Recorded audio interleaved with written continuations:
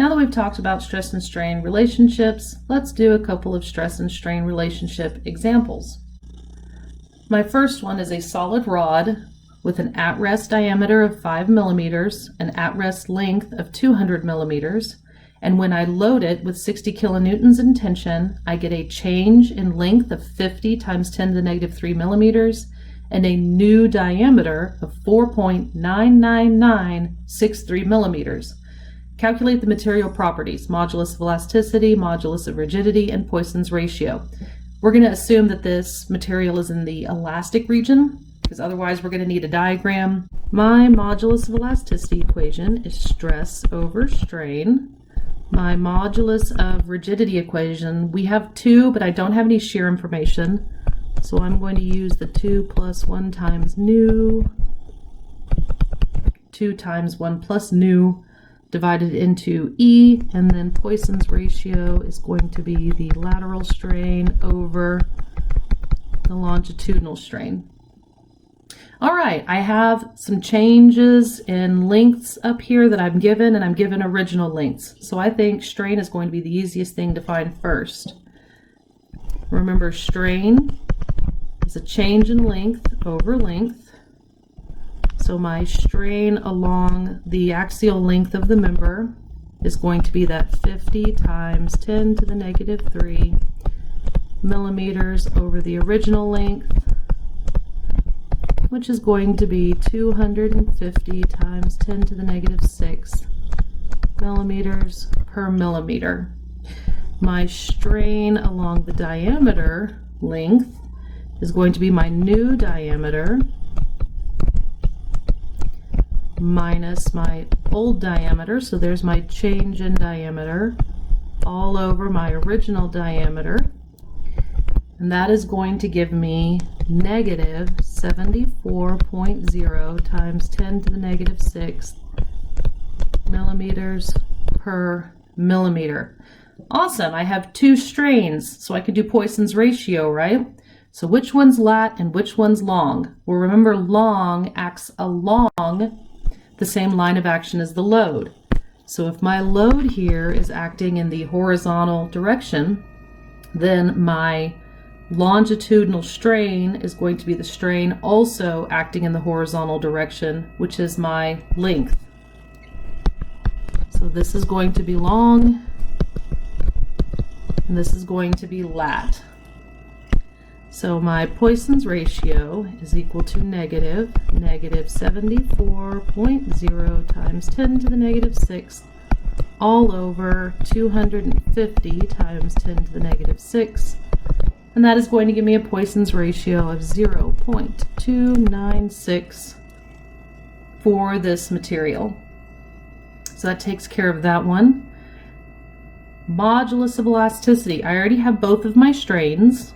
So I need a stress. Stress is the normal force acting on the perpendicular area. So if my force is horizontal, then I need the area that is perpendicular, which is going to be this circular cross-section up here. Normal stress is equal to N over A, and that in our case is going to be 60 kilonewtons in tension, all over pi over 4, and we always use the original unloaded length.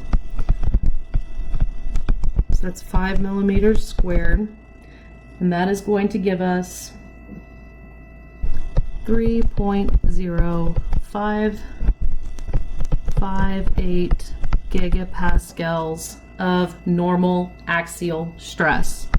Load is in tension, so that means the stress is in tension. So I have stress, strain. Modulus of elasticity needs the stress and strain in the same direction. If I'm stretching it horizontally, then that stress needs to be the horizontal stress and the strain needs to be the horizontal stress. So my modulus of elasticity, stress over strain, is going to be that 3.0558 gigapascals, which is positive because it's in tension, all over my longitudinal strain, 250 times 10 to the negative 6 millimeters per millimeter, which is elongation, so it is also positive. And that gives me a modulus of elasticity of 12.2 times 10 to the 12th pascals. Modulus of rigidity, I'm just going to plug in my calculated values. So that is going to be 12.2 times 10 to the 12th pascals, all over 2 times 1 plus 0.296. My modulus of rigidity is 4.71 times 10 to the 12th pascals. In this example, we have 3 rigid plates drawn in black that are held together with 2 rubber spacers. Remember that rigid means that they do not deform. The rubber spacers, however, will deform. They have a contact area into the page of 2.25 inches squared, and they have a modulus of rigidity of 7,400 KSI. I want to find the load P that'll move the center plate down 0.6 inches. I always like to start with a picture, so if I draw a very exaggerated picture of my rubber plate here, I know that the width was given to me at 0.4 inches, and I want to shift it down 0.6 inches. Okay, the plates are rigid, so that means where it is attached to the plate on the left, it's not going to move, but the plate on the right is going to move down. The dot missed a little bit there.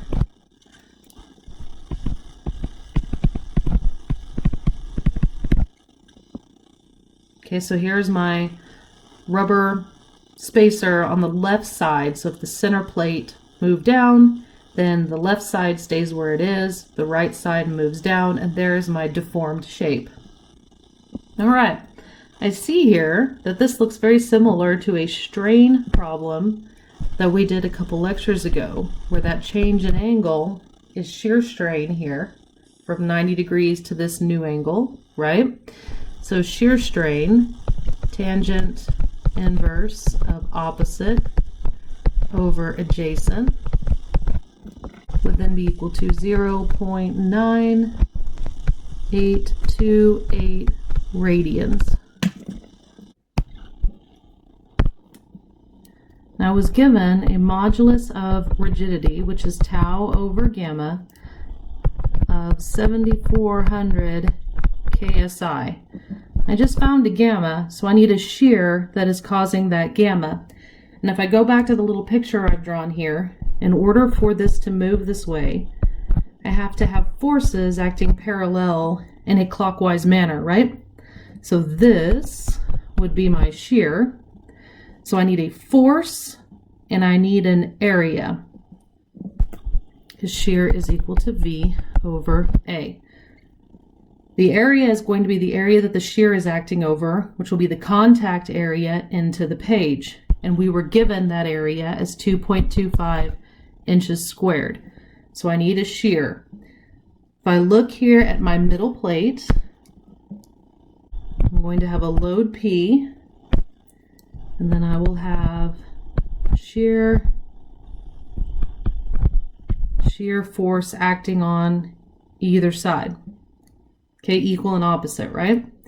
So V is equal to P divided by 2, because I've got a rubber spacer on either side.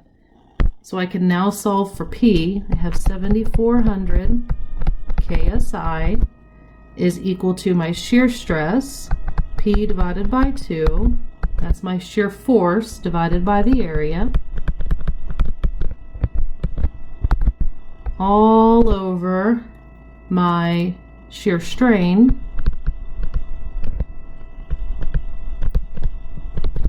and let's see, My load is in kilopounds per square inch. My area is in square inches, so that means my P is going to be in kilopounds. P is equal to 32,700 kilopounds. I have rigid member ABC here that is supported by a pin at B and a 15 millimeter rod DC.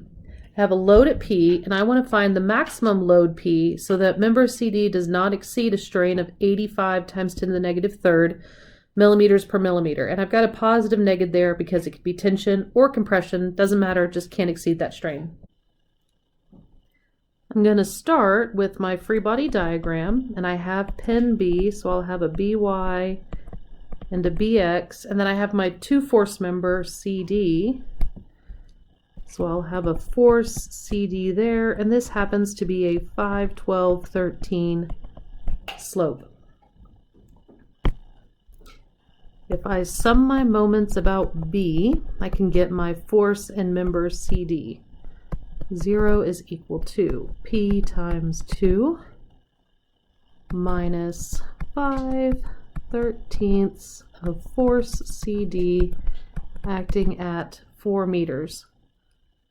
So force CD in terms of P will be 13/10 of P.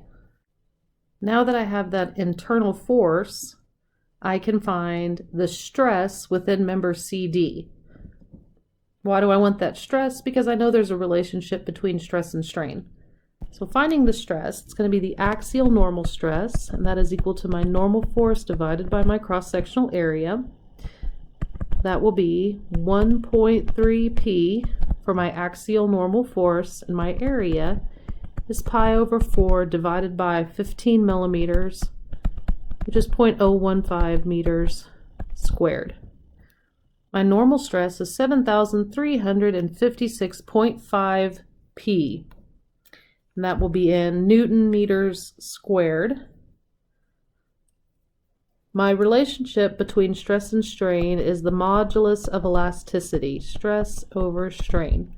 I was not given the modulus of elasticity. However, I was given this was an A36 steel member.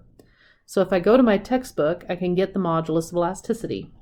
Looking here at my SI units, I see that A36 steel has a 2000 gigapascal modulus of elasticity, which is in turn equal to 7,356.5 P over 85 times 10 to the negative 3 millimeters per millimeter.